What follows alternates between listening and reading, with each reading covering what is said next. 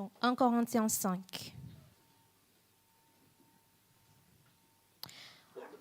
On entend généralement dire qu'il y a de l'immoralité sexuelle parmi vous.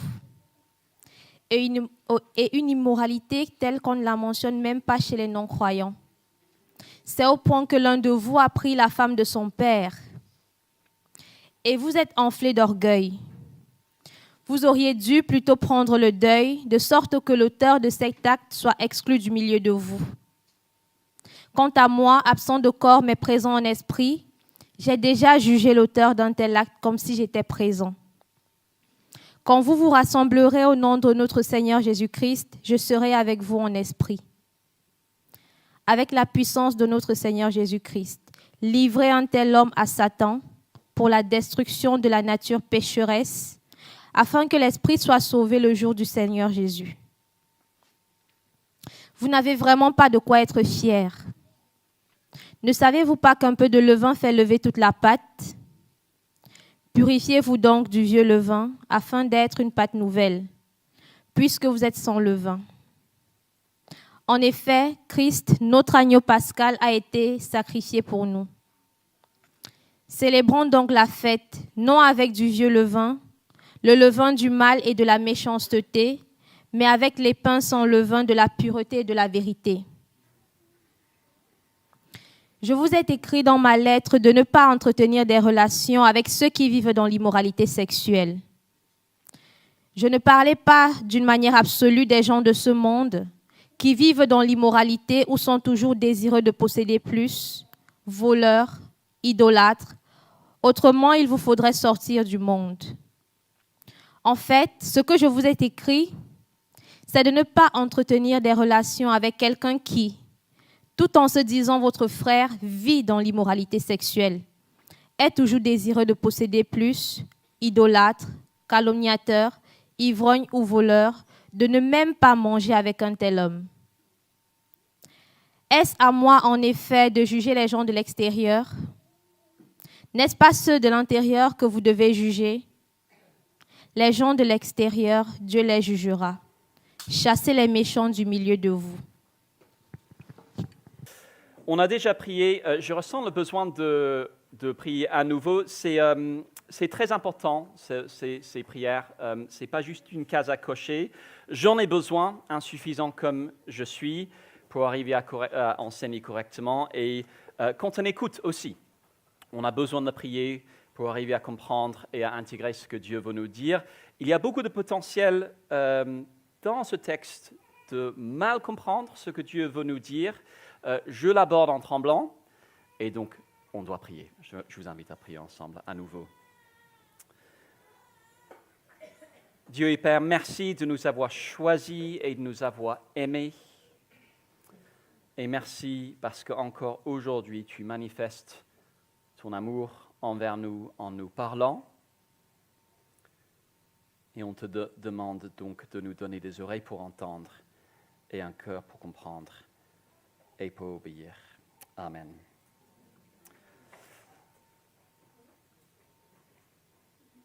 Inceste, adultère, immoralité sexuelle, cupidité, idolâtrie, calomnie, ivrognerie, vol, procès entre chrétiens, fréquentation de prostituées. Voilà ce qui nous attend dans les 3 prochaines semaines, avec une seule question: savons-nous qui nous sommes ? Savons-nous qui nous sommes ? Comprenons-nous notre identité ? Quand quelqu'un vous demande « c'est quoi votre église ?», vous répondez quoi ? C'est une communauté protestante évangélique, une tradition, une famille, un groupe d'amis. Peut-être que vous ne vous êtes jamais posé la question, mais c'est décisif. Notre identité guide toujours notre comportement. Pendant le tournoi Destination ou la Coupe du Monde, certains changent de maillot, d'horaire, d'humeur. Pourquoi ? À cause de leur identité. après les résultats d'hier, mon humeur a changé aussi. Forza Italia. Notre identité guide toujours notre comportement et c'est exactement le problème à Corinthe. Dans la nouvelle section de 1 Corinthiens qu'on entame, les chapitres 5 et 6, on voit une Église qui tolère des choses qu'elle ne devrait jamais tolérer et Paul revient toujours à la même question, savez-vous qui vous êtes ? Voyons ça ensemble. 1 Corinthiens 5, verset 6, petit survol. Ne savez-vous pas qu'un peu de levain fait lever toute la pâte ? Purifiez-vous du vieux levain afin d'être une pâte nouvelle, puisque vous êtes sans levain. On verra ce que ça veut dire. Notons juste la question, savez-vous qui vous êtes ? 1 Corinthiens 6, verset 2.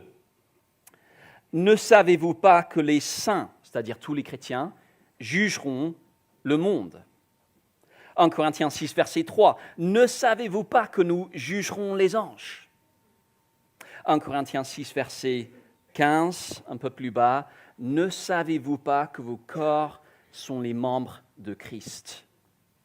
Et 1 Corinthiens 6, verset 19. Ne le savez-vous pas ?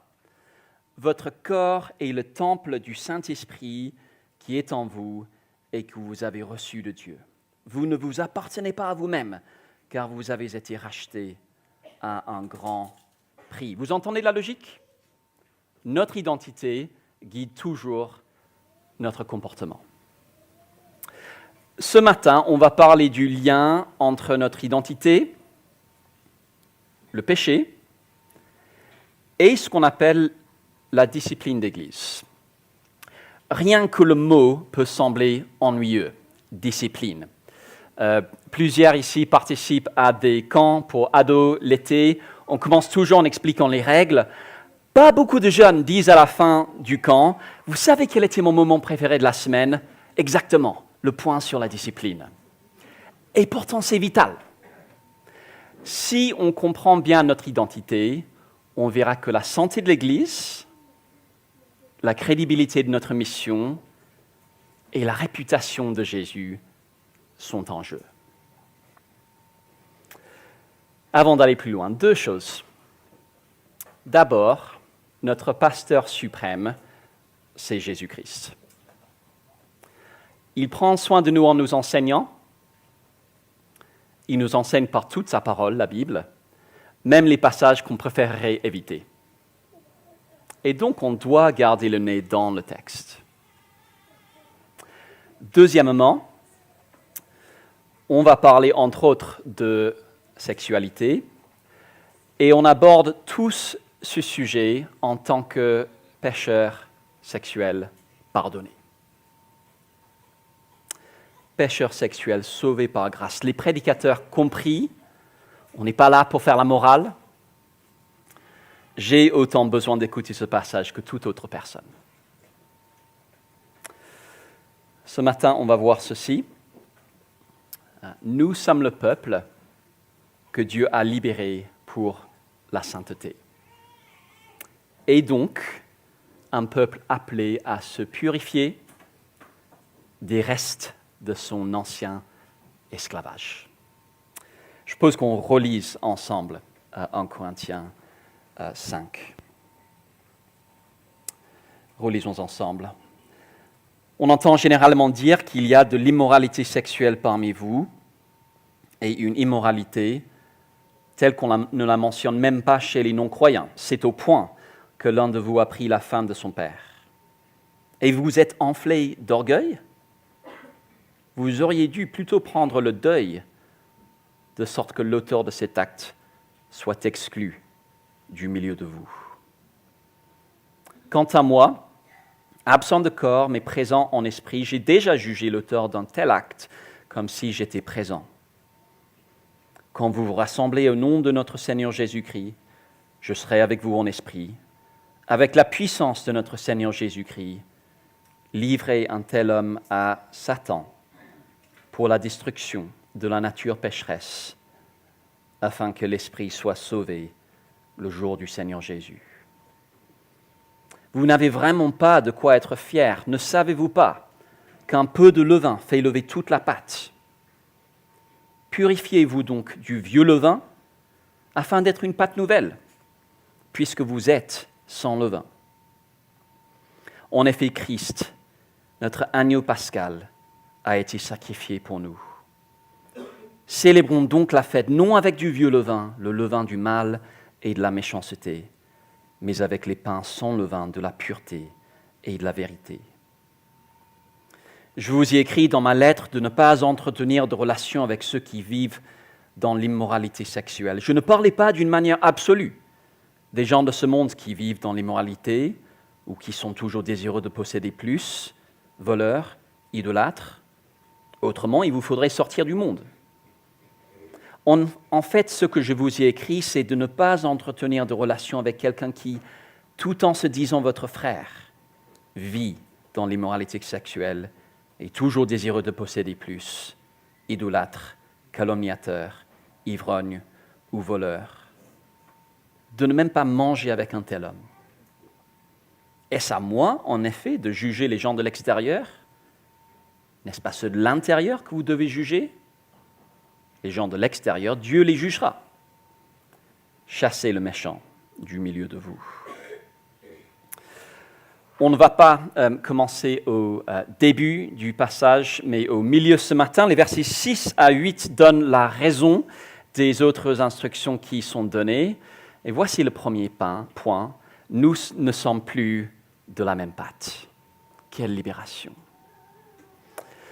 Puisque Dieu nous a sauvés du péché, jetons tous ces restes pourris. Mes filles aiment faire des gâteaux. Un jour, on ouvre le paquet de farine. Catastrophe, les verres dedans. Trop nul, on ne peut plus faire de goûter. Alors, on file au supermarché, on rachète de la farine et on jette l'ancienne. On est sauvé, fondant au chocolat. Alors, imaginez que quelqu'un dise « C'est dommage de jeter la vieille farine. On en a déjà mangé sans mourir. Allez, on reprend un peu dans la poubelle. Voilà, pour le goût. Plus de protéines. Venez prendre le goûter chez nous quand vous voulez. » Personne ne fait ça. Et c'est exactement ce que Paul dit aux Corinthiens. Verset 1, il a appris qu'il y a chez eux une immoralité que même les non-croyants ne tolèrent pas. Un homme couche avec la femme de son père. Et Paul répond, « Vous ne comprenez donc pas que Jésus est venu vous sauver de ça ?» Et pour leur montrer pourquoi ils ne peuvent pas tolérer cela, il les ramène à l'Ancien Testament. Verset 6, « Vous n'avez vraiment pas de quoi être fiers. Ne savez-vous pas qu'un peu de levain fait lever toute la pâte? Purifiez-vous du vieux levain afin d'être une pâte nouvelle, puisque vous êtes sans levain. En effet, Christ, notre agneau pascal, a été sacrifié pour nous.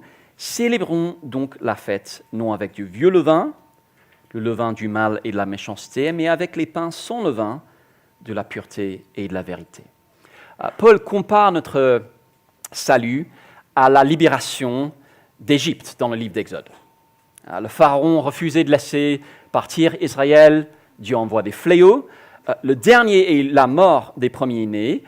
Pour être épargnés, les Israélites sacrifient un agneau et mettent son sang sur leur porte. La mort de l'agneau prend la place du premier-né. Ils doivent partir vite, sans laisser lever le pain. Le seul pain qu'ils ont le temps de préparer, c'est du pain sans levain, beaucoup plus rapide à préparer. Et donc, ils doivent choisir le salut ou le levain. Et le levain est donc associé à la vie qu'ils doivent laisser derrière. Et quand ils fêtaient cette libération, et c'est encore le cas pour des familles juives aujourd'hui, quand ils fêtaient cette libération chaque année, ils nettoyaient la maison pour enlever toute trace de levain.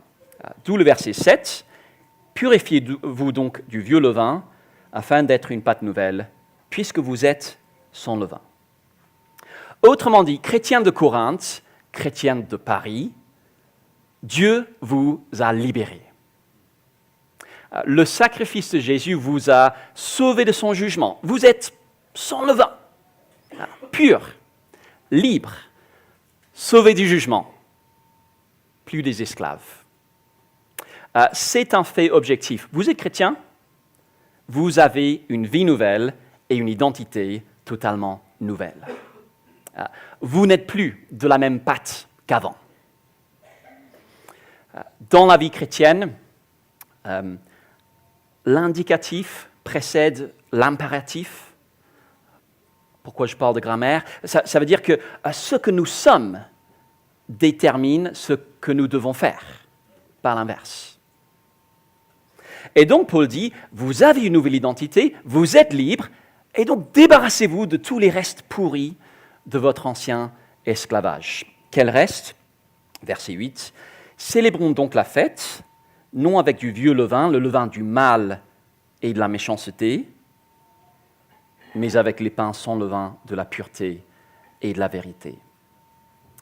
Le problème des Corinthiens, c'est qu'ils ont une vision trop petite du salut. Pour eux, c'est comme du développement personnel, une nouvelle philosophie, peut-être quelques nouvelles expériences spirituelles. Paul dit non, c'est l'intervention éclatante de Dieu pour libérer un peuple. Une nouvelle vie, une nouvelle identité, une vraie liberté. Et la saveur particulière de notre nouvelle pâte, notre nouvelle identité, ce n'est pas la perfection, c'est la repentance. L'effort de vivre en cohérence avec notre statut de personne libérée. Nous aussi, on peut avoir une vision trop petite du salut. Par exemple, en confondant la grâce avec quelque chose qui lui ressemble superficiellement, mais qui n'a rien à voir, la complaisance, tolérer le mal. Je sais que j'agis mal, mais Dieu pardonne, il nous accepte tels que nous sommes. C'est vrai. Dieu pardonne et il nous accepte tels que nous sommes. Merci Seigneur. Si vous êtes là ce matin parce que vous vous posez des questions sur Dieu, Dieu veut vous rencontrer tel que vous êtes. Il n'attend pas que vous atteigniez un certain niveau de sainteté. Venez comme vous êtes, pour citer le slogan de McDo. Venez tel que vous êtes, mais son salut est trop grand pour nous laisser comme nous sommes. Il n'a pas dit aux Israélites, si vous voulez, emportez vos chaînes avec vous. Il ne nous dit pas, si vous voulez, continuez de manger de la farine infestée. Non, il dit que tout ça, c'est du passé. Débarrassez-vous donc de tous les restes. Le péché a beau promettre la liberté, ne soyons pas dupes, il veut juste nous enchaîner. Tout addict, c'est cela. Dieu sauve pour la sainteté et on reçoit la liberté. Il se peut que ce soit le message que certains ont besoin d'entendre ce matin. Peut-être que vous fréquentez l'Église en spectateur depuis un moment, intrigué, mais sans accueillir le changement que Dieu veut faire en vous. Dieu ne veut pas qu'on soit spectateur de son salut. Il veut qu'on soit partie prenante. Des Israélites qui restaient dans les tribunes à applaudir « Vas-y Moïse !» n'ont rien gagné. Seulement ceux qui sont sortis avec Moïse. Et si ce changement, cette invitation au changement vous fait peur, soyez rassurés, ce salut ne mène pas à un nouvel esclavage, mais à la pureté, la vérité, la liberté, la vie. Nous ne sommes plus de la même pâte. Quelle libération! Et c'est parce que nous avons cette nouvelle identité que Paul nous demande d'en tirer toutes les conséquences, parfois par des mesures radicales, non seulement individuelles, mais aussi en tant qu'Église. Et c'est le deuxième point. Nous ne sommes plus de la même pâte, le besoin de séparation. La deuxième chose à comprendre, c'est qu'en tant que communauté rachetée, nous devons être prêts à parfois exclure de l'Église, par amour, ceux qui s'obstinent dans le péché. Revenons au verset 1. On entend généralement dire qu'il y a de l'immoralité sexuelle parmi vous et une immoralité telle qu'on ne la mentionne même pas chez les non-croyants.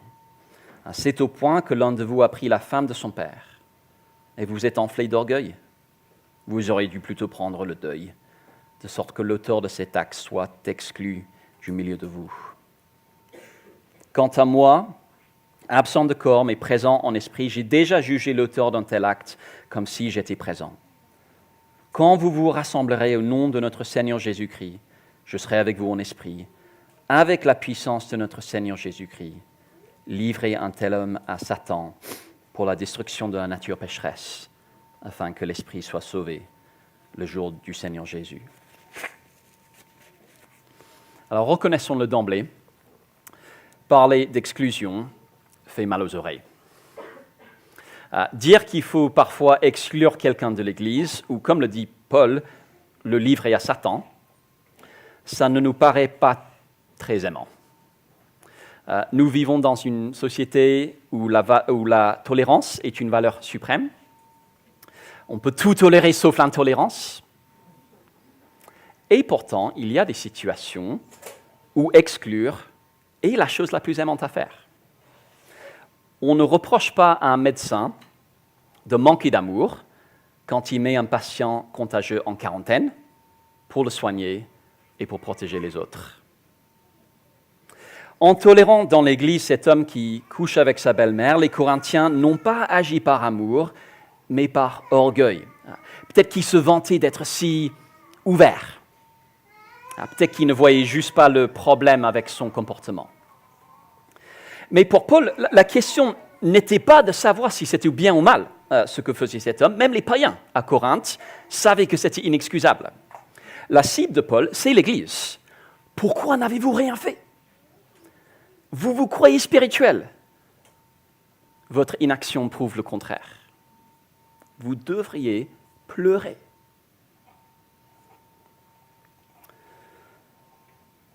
Soyons clairs.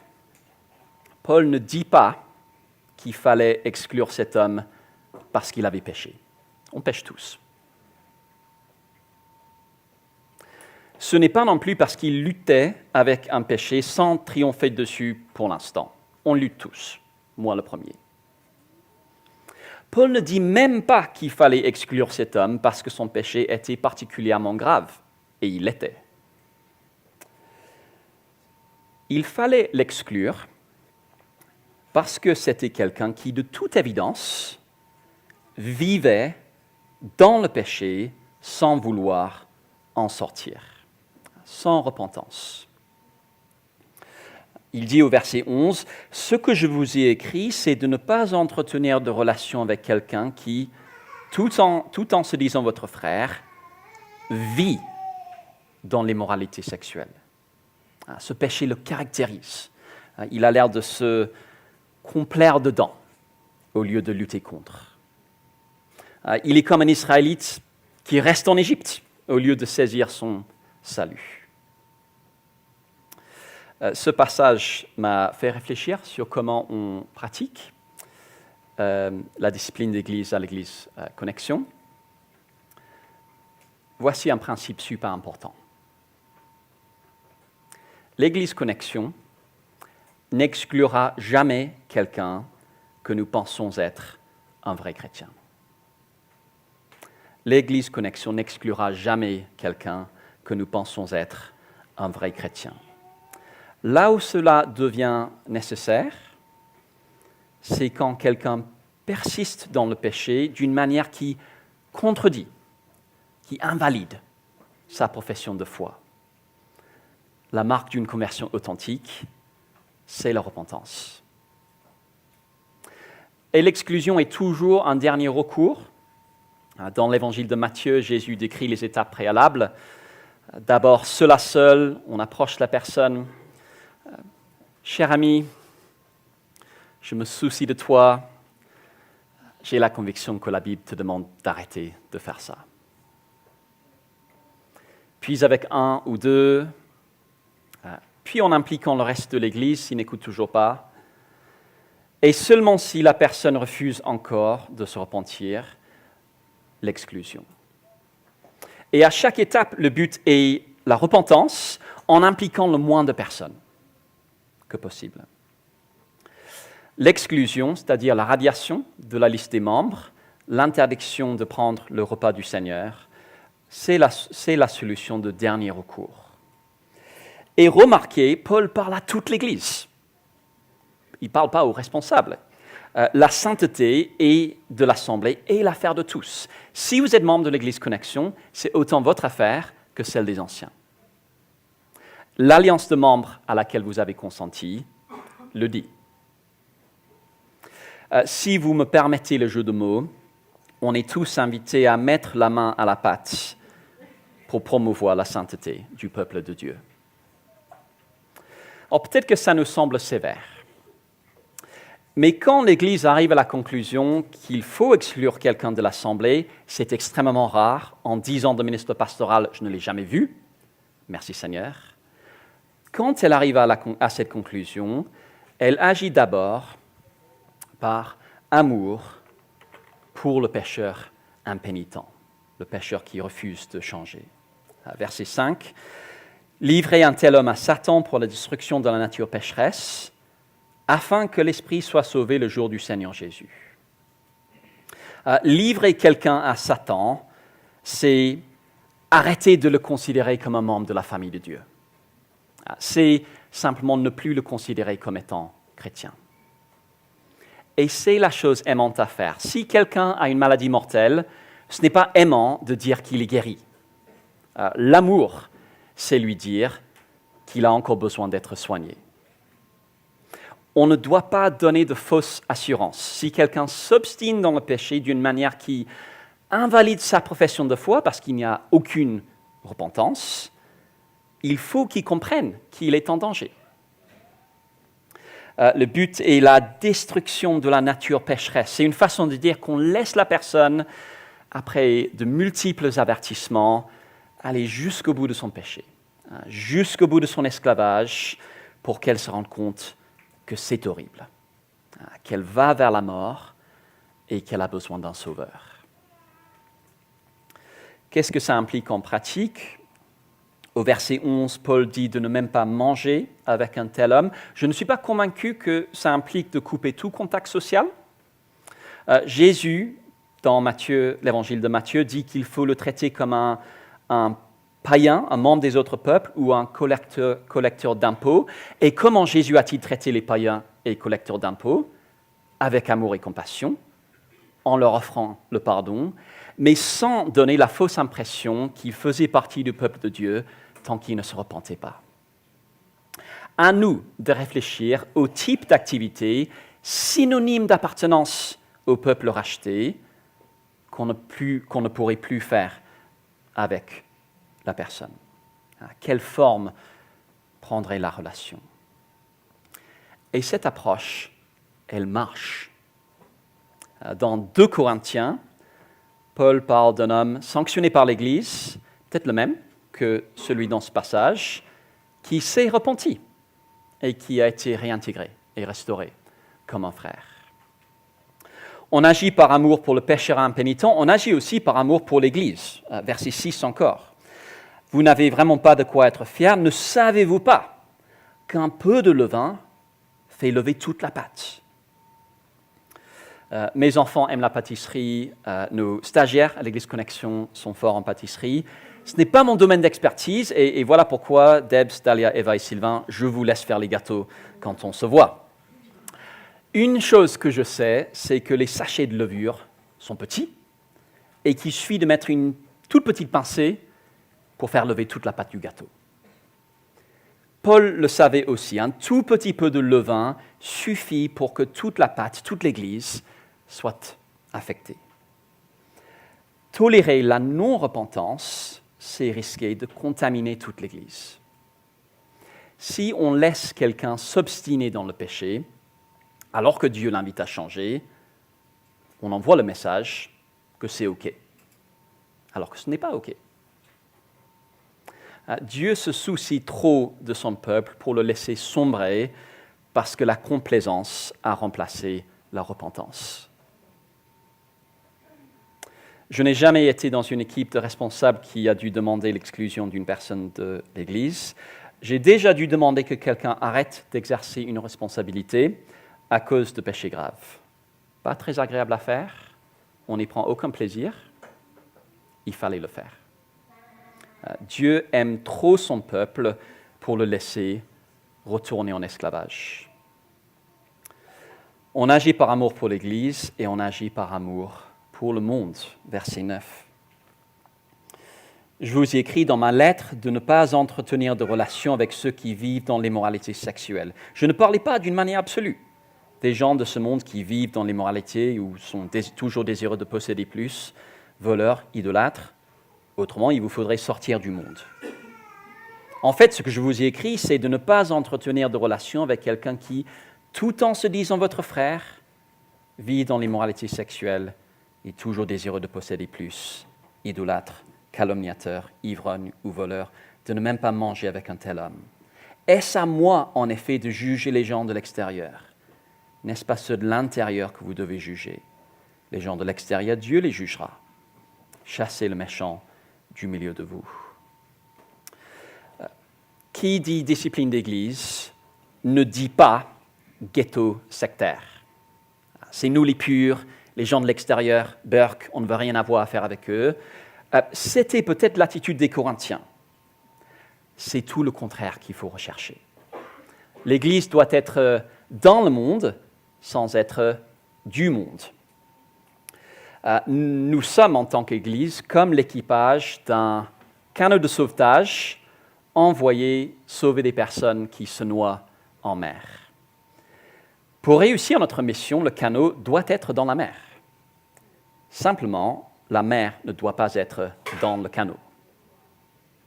Et si le capitaine découvre quelqu'un en train d'ouvrir les hublots pour laisser entrer l'eau et faire couler le bateau, il faut l'exclure de l'équipage. C'est une question de vie ou de mort. C'est ce que dit Paul sur l'Église. Qu'il y ait des personnes en danger mortel à cause de leurs péchés en dehors de l'Église, c'est ça notre monde. C'est pour ça que Dieu a envoyé un sauveur. Ça devrait susciter en nous non pas un jugement moralisateur, mais de la compassion. On a reçu le salut par pure grâce pour le partager. Le problème, c'est quand l'Église elle-même ne prend pas son propre salut au sérieux. On est sauvé pour la vie belle et bonne de liberté et de joie qu'on ne peut trouver nulle part ailleurs qu'en Dieu. Et donc l'Église n'est d'aucun bénéfice pour le monde si des personnes de l'extérieur disent « ils sont exactement comme nous ». Là, on est juste le club des lève-tôt du dimanche. Le monde a besoin d'une Église qui vit vraiment son salut et donc qui recherche la sainteté. Et donc, aussi bizarre que ça puisse paraître, le monde a besoin d'une Église qui applique la discipline. Pour que ce soit clair que le vrai salut de Dieu, c'est un salut du péché pour la liberté et la sainteté. Une vraie libération qu'on ne trouve nulle part ailleurs. Alors, devenir un ghetto moralisateur, ça pourrait être un danger pour nous. On reste entre chrétiens, on fait tout ensemble, on méprise ceux qui ne partagent pas notre foi. Dieu nous appelle au contraire à être ouverts sur le monde, au contact de nos contemporains, sérieux concernant notre salut et donc sérieux concernant notre sainteté. Ça ne veut pas dire qu'on veut une culture du flicage à connexion, toujours chercher la petite bête chez son voisin. Dieu nous en garde. Non, la première chose que je dois faire si je me soucie de l'Église, c'est de regarder dans la glace. Comment je vais, moi? Ai-je une poutre à retirer de mon œil? Et c'est seulement ensuite que je peux m'approcher humblement de mon frère pour dire « Je crois que tu as une petite paille à enlever. ça m'arrive aussi. Dieu veut qu'on ait l'humilité de s'examiner soi-même et aussi d'écouter le frère ou la sœur qui, par amour, vient nous signaler quelque chose à corriger.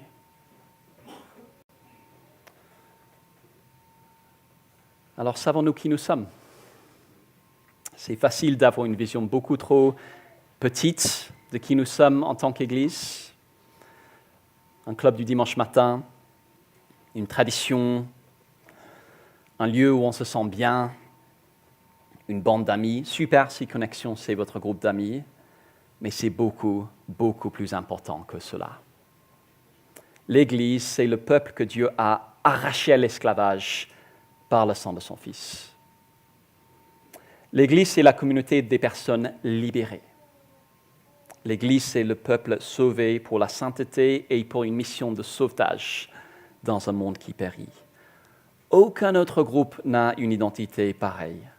Pas notre club de sport, pas les anciens élèves de Polytechnique ou de l'ENA, personne.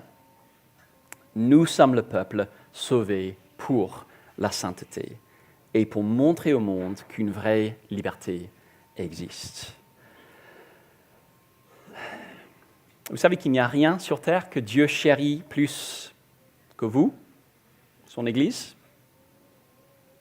Chérissons-la nous aussi.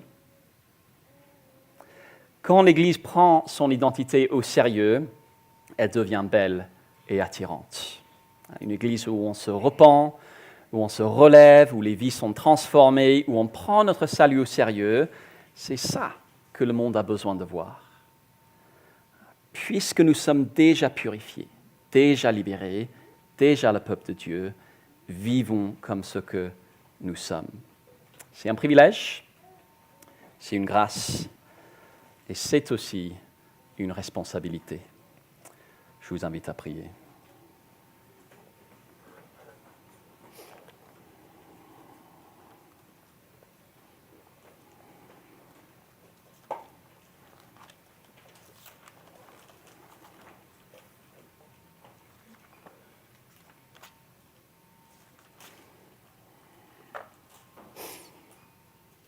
Dieu et Père, nous voulons te remercier parce que tu as fait de nous ton peuple saint. Merci de nous avoir choisis pour t'appartenir. Merci de nous avoir aimés, non pas parce que nous étions plus forts ou meilleurs que d'autres personnes, mais à cause de ton choix et de ton amour. Et on veut te demander que tu nous apprennes tous à savoir vivre en recherchant la sainteté dans notre vie à chacun, mais aussi dans la vie de notre communauté. Au nom de Jésus. Amen.